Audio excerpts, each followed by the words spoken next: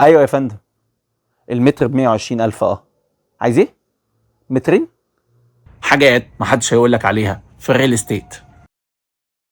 في الحلقة دي بنحاول نوضح نقطة بسيطة لكن مهمة في السوق دلوقتي، وهي مقارنة ما بين المدن القديمة والجديدة، وقد ايه هي ظالمة للمدن الجديدة. ببساطة الأسعار في المدن القديمة بقت غالية جدا، وفي بعض الأحيان مبالغ فيها مقارنة بالمدن الجديدة. يعني على سبيل المثال وليس الحصر، عمارة جديدة أو برج جديد على شارع شبرا في منطقة دولتيان، وبالمناسبة شبرا يا دولة سعر المتر حوالي 25,000 كاش، طوب أحمر، استلام فوري بنسب تحميل خرافية. يعني الشقة متهدر منها من 35 ل 40%، في ظل ان في مثال تاني في العاصمة الإدارية الجديدة سعر المتر قول 35,000 جنيه، قسط على 7 و8 و9 سنين، ولو دفعت كاش هتاخد خصم كبير يوصل ل 40%. يعني سعر المتر ممكن ينزل لأقل من 25، كمان ممكن يبقى في حدود 21,000. وكمان هتاخد ايه معاه؟ رفاهية أعلى، خدمات أكتر، فاسيلتي، مساحات خضراء، أمن وحراسة، كثافة سكانية أقل بكتير، وبالتالي هواء أنظف، وفي نفس الوقت حياة أفضل لأولادك. كم مرة قمت على صوت الشنيور وهو بيخرم دماغك وركزت لقيته جاي من عند جارك اللي جنبك،